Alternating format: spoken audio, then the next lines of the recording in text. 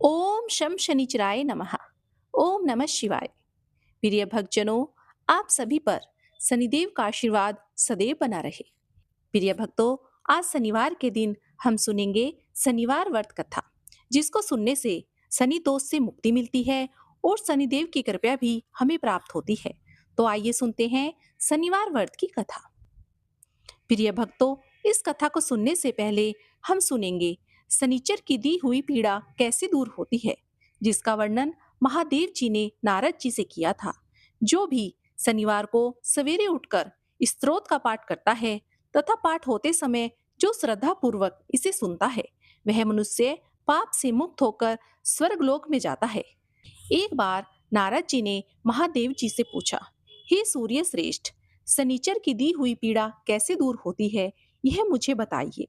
फिर महादेव बोले, हे देव ऋषि सुनो, यह शनिचर देवताओं में प्रसिद्ध काल रूपी महान ग्रह है। इसके मस्तक पर जटा है, शरीर में बहुत से रोए हैं तथा यह दानवों को भय पहुंचाने वाला है। पूर्व काल की बात है, रघुवंश में दशरथ नाम के एक बहुत प्रसिद्ध राजा हुए थे। वे चक्रवर्ती सम्राट, महानवी तथा सातों द्वीपों के स्वामी थे। उन दिनों ज्योतिषी ने यह जानकर कि शनिदेव कृतिका के अंत में जा पहुंचे हैं, राजा को सूचित किया और कहा, हे महाराज, इस समय शनि रोहिणी का भेदन करके आगे बढ़ेंगे। यह अत्यंत उग्र संकट का योग है, जो देवताओं तथा असुरों के लिए भी भयंकर है। इससे 12 वर्षों तक संसार में भयानक अकाल फैलेगा। हे प्रिय भक्तों, यह सुनकर राजा ने अपने मंत्रियों के साथ विचार किया और वशिष्ठ आदि ब्राह्मणों से पूछा, हे दिव्य जनों, बताइए इस संकट को रोकने का कौन सा उपाय है। वशिष्ठ जी बोले, हे राजन, यह रोहिणी प्रजापति ब्रह्मा जी का नक्षत्र है। इसका भेदन हो जाने पर प्रजा कैसे रह सकती है। ब्रह्मा और इंद्र आदि के लिए भी यह युग असाध्य है। महादेव जी आगे कहते हैं, हे नारद, इस पर विचार करके राजा दशरथ ने मन में महान साहस का संग्रह किया और दिव्य अस्त्रों सहित दिव्य धनुष लेकर रथ पर सवार होकर बड़े ही वेग से नक्षत्र मंडल में गए। रोहिणी सूर्य से 1.25 लाख योजन ऊपर है। वहां जाकर राजा ने धनुष को तान पर खींचा और उस पर संघारास्त्र का संधान किया। वह अस्त्र देवता और असुरों के लिए भी भयंकर था। उसे देखकर शनि कुछ भयभीत होकर हंसते हुए बोले, हे राजन, तुम्हारा महान पुरुषार्थ शत्रु को भय पहुंचाने वाला है। मेरी दृष्टि में आकर देवता, असुर, मनुष्य, सिद्ध, विद्याधर और नाग सब भस्म हो जाते हैं, किंतु तुम बच गए हो। इसलिए हे महाराज, तुम्हारे तेज और पौरुष से मैं संतुष्ट हूँ। वर मांगो, तुम अपने मन से जो कुछ चाहोगे मैं अवश्य दूंगा।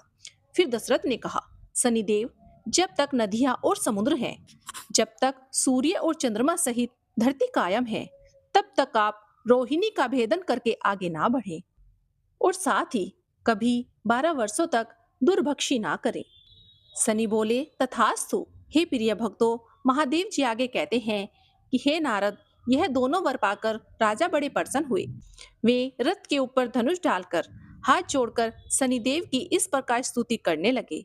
इसे एकाग्रचित होकर सुनो। दशरथ बोले, जिसके शरीर का वर्ण कृष्ण नील तथा भगवान शंकर के समान है, उन शनिदेव को नमस्कार है। जो जगत के लिए काला अग्नि एवं कर्तांत रूप हैं, उन शनिदेव को बारंबार नमस्कार है। जिनका शरीर कंकाल है तथा जिनकी दाढ़ी, मोछ और जटा बढ़ी हुई है, उन शनिदेव को प्रणाम है। जिनके बड़े बड़े नेत्र, पीठ में सटा हुआ पेट और भयानक अलग आकार है, उन शनिदेव को नमस्कार है। जिनके शरीर का ढांचा फैला हुआ है, जिनके रोए बहुत मोटे हैं, जो लंबे चौड़े किंतु सूखे शरीर वाले हैं तथा जिनकी दाढ़ी काल रूप है, उन शनिदेव को बारंबार प्रणाम है। हे शनिदेव, आपके नेत्र खोखल के समान गहरे हैं। आपकी ओर देखना कठिन है। आप घोर रौद्र भीषण और विकराल हैं। आपको नमस्कार है। हे बलिमुख, आप सब कुछ भक्षण करने वाले हैं। आपको नमस्कार है। हे सूर्य नंदन, हे भास्कर पुत्र, अभय देने वाले, हे देवता, आपको प्रणाम है। नीचे की ओर दृष्टि रखने वाले, हे शनिदेव, आपको नमस्कार है। हे समर्थक, आपको प्रणाम है। मंद गति से चलने वाले, हे शनिदेव, आपका प्रति तलवार के समान है। आपको पुण्य पुण्य प्रणाम है। आपने तपस्या से अपनी देह को दग्ध कर दिया है। आप सदा योगाभ्यास में तत्पर, भोग से आतुर और अतृप्त रहते हैं। आपको सदा सर्वदा नमस्कार है। हे ज्ञान नेत्र, आपको प्रणाम है। कश्यप नंदन, सूर्य के पुत्र, हे शनिदेव, आपको नमस्कार है। आप संतुष्ट होने पर राज्य दे देते हैं और रुष्ट होने पर उसे अक्षण छीन लेते हैं। देवता, असुर, मनुष्य, सिद्ध, विद्याधर और नाग, ये सब आपकी दृष्टि पड़ने पर समूल नष्ट हो जाते हैं। हे देव, मुझ पर प्रसन्न होइए। मैं वर पाने के योग्य हूँ और आपकी शरण में आया हूँ। हे प्रिय भक्तों, महादेव जी आगे कहते हैं, हे नारद, राजा के इस प्रकार स्तुति करने पर ग्रहों के राजा महाबलवान सूर्य पुत्र शनिदेव बोले, उत्तम वर्त के पालक, हे राजेंद्र, तुम्हारी इस स्तुति से मैं संतुष्ट हूँ। रघुनंदन, तुम इच्छा अनुसार वर मांगो, मैं तुम्हें अवश्य दूंगा। फिर दशरथ बोले, हे सूर्य नंदन, आज से आप देवता, असुर, मनुष्य, पशु पक्षी तथा नाग, किसी भी प्राणी को पीड़ा ना दे। शनिदेव ने कहा, हे राजन, देवता, असुर, मनुष्य, सिद्ध, विद्याधर तथा राक्षस, इनमें से किसी के भी मृत्यु स्थान, जन्म स्थान अथवा चतुर्थ स्थान में मैं रहूं तो उसे मृत्यु का कष्ट दे सकता हूँ, किंतु जो श्रद्धा से युक्त, पवित्र और एकराचित होकर मेरी लो में सुंदर प्रतिमा का समी पात्रों से पूजन करके तिल, मिश्रित, उड़द भात, लोहा, काली गो या काला वर्षभ ब्राह्मणों को दान करता है तथा विशेषतः मेरे दिन को इस स्त्रोत से मेरी पूजा करता है और पूजन के पश्चात भी हाथ जोड़कर मेरे स्त्रोत का जप करता है, उसे मैं कभी भी पीड़ा नहीं दूंगा। गोचर में, जन्म लगन में, दशाओं तथा अंतरदशाओं में ग्रह पीड़ा का निवारण करके मैं सदा उसकी रक्षा करूंगा। इसी विधान से सारा संसार पीड़ा से मुक्त हो सकता है। हे रघुनंदन, इस प्रकार मैंने युक्ति से तुम्हें वरदान दिया है। हे प्रिय भक्तों, महादेव जी कहते हैं, हे नारद, ये तीनों वरदान पाकर उस समय राजा दशरथ ने अपने आप को कृतार्थ माना। वे शनिदेव को नमस्कार करके उनकी आज्ञा लेकर रथ पर सवार होकर बड़े वेग से अपने स्थान को चले गए। उन्होंने कल्याण प्राप्त कर लिया था। हे प्रिय भक्तों, जो शनिवार को सवेरे उठकर शनि स्तोत्र का पाठ करता है तथा पाठ होते समय जो श्रद्धा पूर्वक इसे सुनता है, वह मनुष्य पाप से मुक्त होकर स्वर्ग लोक में जाता है। तो प्रेम से बोलिए शनिदेव भगवान की जय। एक समय की बात है, स्वर्ग लोक में सबसे बड़ा कौन है, इस प्रश्न पर सभी नौ ग्रहों में विवाद हो गया। इस पर फैसला करने के लिए सभी नवग्रह राजा इंद्र के पास पहुंचे और वहां जाकर बोले, हे देवराज, आपको आज यह फैसला करना होगा कि हम सब में सबसे बड़ा कौन है। यह प्रश्न सुनकर तो देवराज इंद्र उलझन में पड़ गए। उन्होंने सोचा कि किसे बड़ा बताऊं, किसे छोटा बताऊं। जिसे छोटा बता दूंगा वही नाराज हो जाएगा, मैं तो परेशानी में पड़ जाऊंगा। अपने आप को बचाते हुए देवराज इंद्र ने कहा कि मैं इसका फैसला नहीं कर सकता, परंतु पृथ्वी लोक के राजा विक्रमादित्य हैं, वही इसका फैसला कर सकते हैं। सभी नौ ग्रह राजा विक्रमादित्य के दरबार में पहुंचे और राजा विक्रमादित्य से जाकर बोले कि हे राजन, हमारा फैसला करें। हम में से कौन ग्रह सबसे बड़ा है और कौन ग्रह सबसे छोटा है। यह प्रश्न सुनकर तो राजा विक्रमादित्य भी कुछ देर के लिए परेशान हो गए, क्योंकि सभी ग्रह अपनी अपनी शक्तियों के कारण महान थे। किसी को भी छोटा या बड़ा कहना उनके लिए परेशानी का कारण बन सकता था। तभी राजा विक्रमादित्य को एक उपाय सूझा।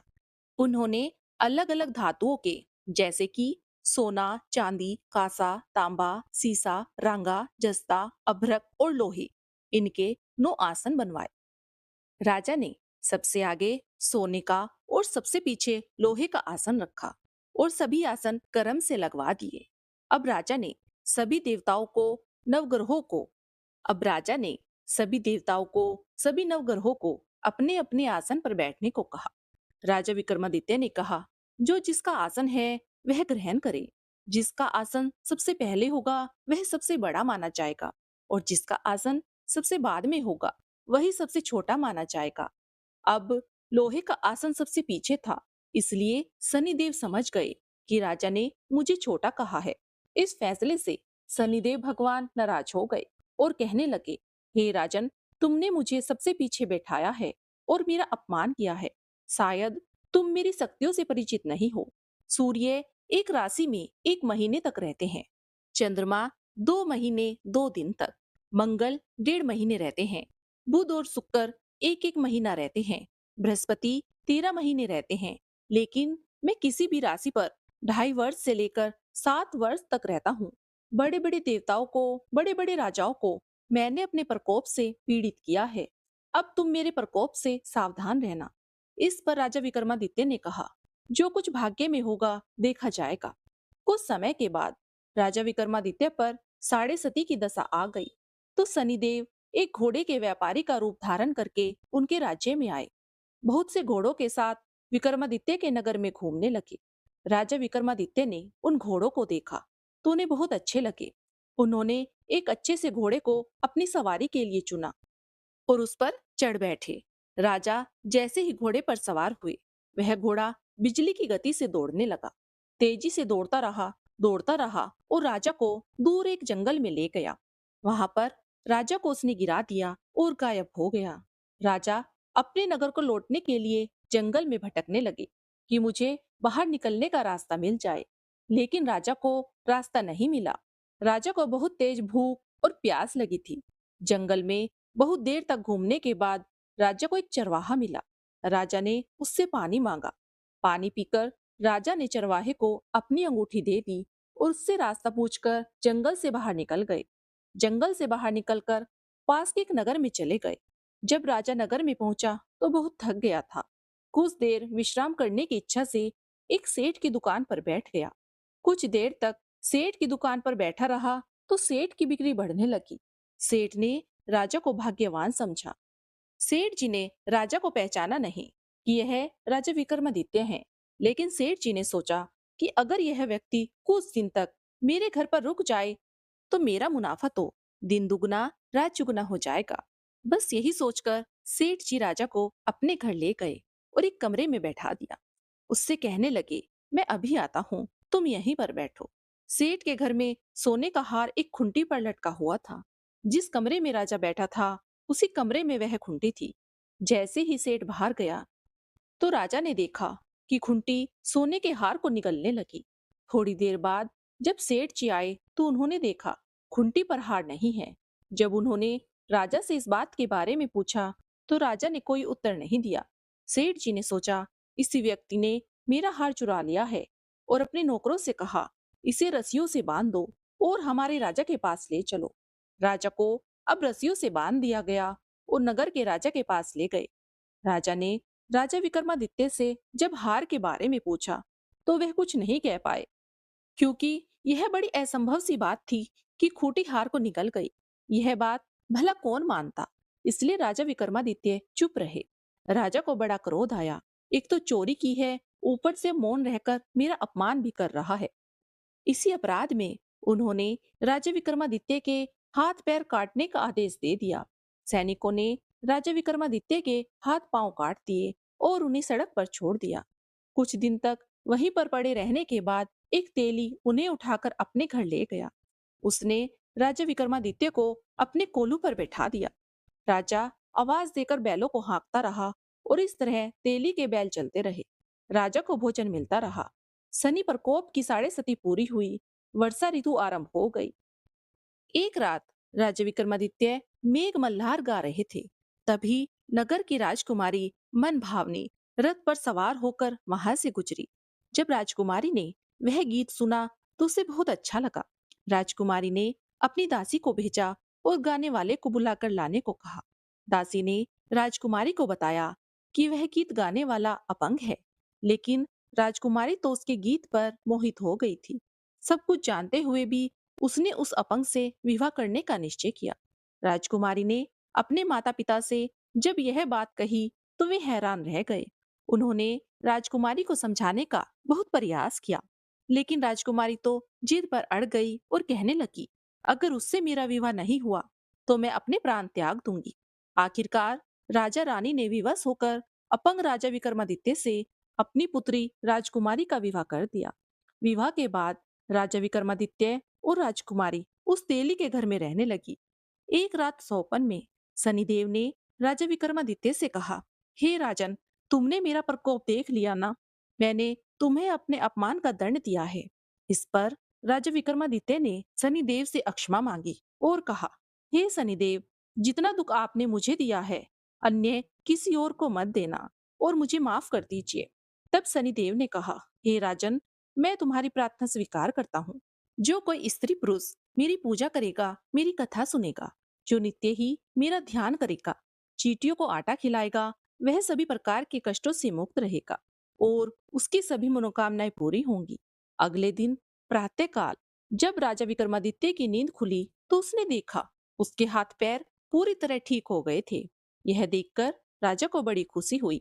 उन्होंने मन ही मन शनिदेव को प्रणाम किया। राजकुमारी ने भी जब राजा को पूरी तरह स्वस्थ देखा तो उसे बहुत आश्चर्य हुआ। तब राजा विक्रमादित्य ने अपना परिचय देते हुए शनिदेव के प्रकोप की सारी बात बता दी। इधर जब सेठ जी को इस बारे में पता चला तो वह दौड़ता हुआ आया और राजा विक्रमादित्य के चरणों में गिरकर क्षमा मांगने लगा। राजा विक्रमादित्य ने उसे क्षमा कर दिया क्योंकि वे जानते थे यह सब शनिदेव के प्रकोप से हुआ है। सेठ राजा विक्रमादित्य को दोबारा अपने घर ले गया और उसी कमरे में बैठकर भोजन कराने लगा। भोजन करते समय वहां सबके सामने उस खूंटी ने हार को उगल दिया। सेठ ने अपनी बेटी का विवाह भी राजा विक्रमादित्य के साथ कर दिया। बहुत सारा धन, आभूषण, सोना चांदी देकर अपनी पुत्री को राजा के साथ विदा किया। अब राजा विक्रमादित्य राजकुमारी मन भावनी और सेठ की बेटी के साथ अपने नगर में पहुंच गए तो नगरवासियों ने बड़े हर्ष के साथ उनका स्वागत किया। अगले ही दिन राजा विक्रमादित्य ने पूरे राज्य में घोषणा करा दी कि शनिदेव सब ग्रहों में श्रेष्ठ हैं और सब स्त्री पुरुष प्रत्येक शनिवार को उनका व्रत किया करें और उनकी व्रत कथा सुना करें। तो प्रेम से बोलिए शनिदेव महाराज की जय।